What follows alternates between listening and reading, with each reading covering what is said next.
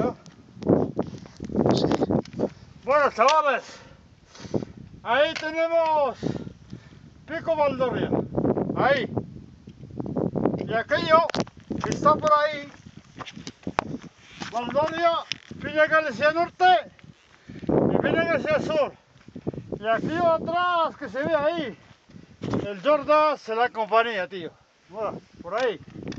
Y vamos, estamos en el martes, la subida a Pulvareda,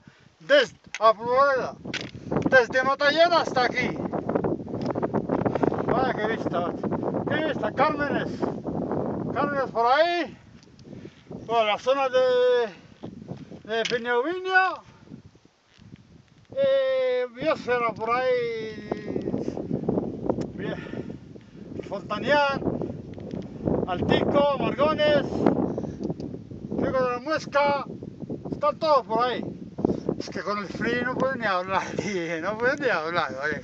Corta y punto, tío.